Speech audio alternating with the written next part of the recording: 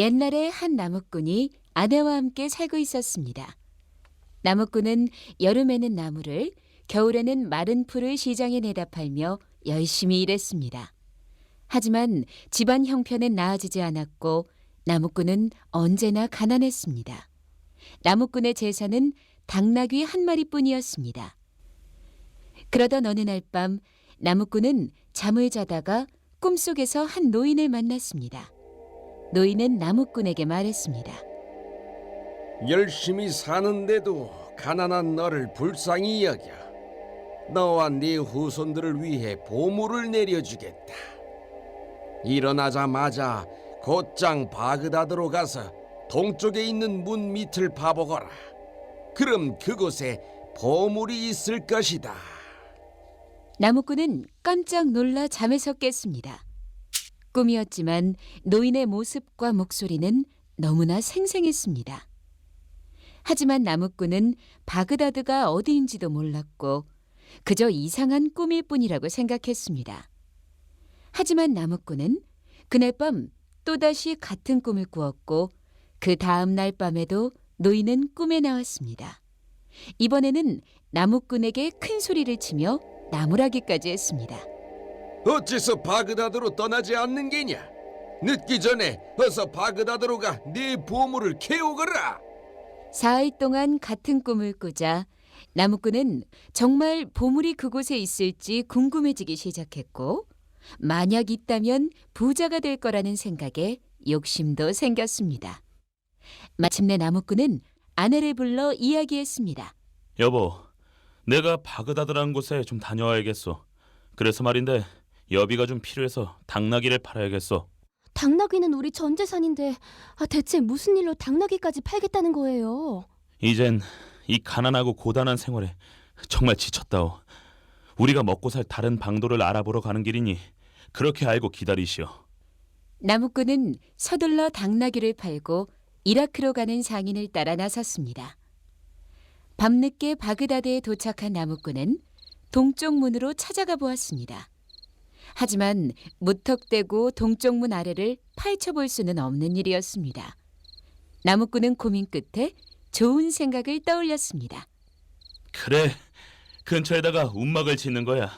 움막 안에서 땅을 파면 안 보이니까 또 혹시라도 진짜 보물이 나오면 사람들 몰래 보물을 차지할 수도 있고. 나무꾼은 이를 찾아 바그다드로 온 사람인 척 문 옆에 초라한 움막을 지었습니다. 처음 며칠 동안 낮엔 이러저러한 일들을 했고 밤이면 움막에서 잠을 잤습니다. 며칠이 지나도 사람들이 그를 경계하지 않자 드디어 나무꾼은 해가 지기를 기다렸다가 땅을 파보았습니다. 하지만 보물은 쉽게 나타나지 않았습니다. 나무꾼은 보물을 찾아 더욱더 깊고 넓게 땅 밑으로 구덩이를 파보았지만 끝까지 보물은 나오지 않았습니다. 나무꾼은 크게 실망하며 바그다드로 온 걸 후회했습니다. 지친 나무꾼은 포도 한 송이를 사들고 모스크로 갔습니다. 모스크에 간 나무꾼은 구석에서 잠들어 있는 한 노인을 발견하고는 그와 함께 포도를 먹으며 이야기를 나눴습니다. 얼굴이 왜 그리 어두운가? 젊은 양반이. 어르신, 전 사실 먼 동네에 삽니다. 그런데 바그다드로 가보라는 꿈만 믿고 여기까지 왔다가 아무것도 얻지 못하고 빈손으로 가게 생겼습니다. 아이, 정말인가? 역시 꿈 같은 거 믿을 게 못 되는구만. 아니 실은 나도 이상한 꿈을 꿨소. 꿈에서 어느 마을 아무개네 집에 가면 그 집 당나귀 묶어둔 곳 아래 보물이 묻혀 있으니 부자가 될 수 있다지 뭔가. 헌데 그게 어디 가당키나 한 말인가?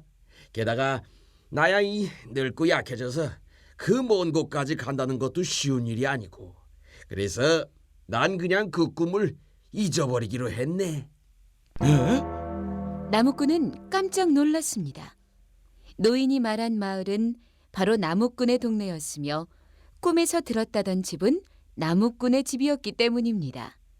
나무꾼은 얼른 모스크를 떠나 서둘러 집으로 향했습니다. 집에 가 당나귀를 묶어두던 자리를 파보면 정말 보물이 나올까? 마지막 희망은 이것뿐인데. 아, 나무꾼이 빈손으로 집에 돌아가자 나무꾼의 아내는 실망한 기색이 역력했습니다. 하지만 나무꾼은 마지막 희망만큼은 아내에게도 비밀로 한 채 당나귀를 묶어두었던 장소로 가 땅을 파기 시작했습니다.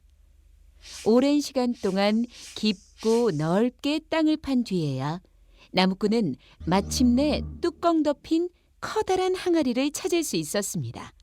그 안에는 금덩이와 은덩이가 가득했습니다. 어마어마한 보물에 깜짝 놀란 나무꾼은 행복했고 또 동시에 두려웠습니다. 세상에, 내가 이런 값나가는 보물들을 갖게 되다니. 꿈인가? 어떡하지? 우선 아무에게도 이 사실을 알려선 안 돼. 도둑을 맞거나 나눠달라고 사람들이 몰려오면 큰일 나니까. 그래, 지하실로 옮기자. 나무꾼은 우선 항아리를 지하실에 숨기고 항아리를 찾느라 파헤쳐 놓은 땅은 도로 흙을 채워 넣어 아무도 눈치채지 못하게 원래대로 해놓았습니다. 그리고는 다시 지하실로 가 1년 동안 사용할 만큼의 보물을 꺼낸 뒤 항아리를 꼭꼭 숨겨두었습니다. 나무꾼은 보물에 대해서는 아무 말도 하지 않은 채 예전처럼 힘들게 일을 하며 지냈습니다.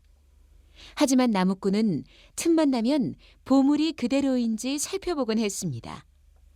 보물에 대한 집착과 걱정은 나무꾼을 점점 병들게 했고 나무꾼은 더 이상 움직일 수 없을 만큼 쇠약해져 죽음의 문턱까지 다다랐습니다. 나무꾼은 그제서야 아내에게 보물에 대해 얘기하려 했습니다. 하지만 나무꾼은 혀조차 움직일 수 없었고 결국 보물이 있다는 사실을 아내에게도 얘기하지 못한 채 숨을 거두고 말았습니다.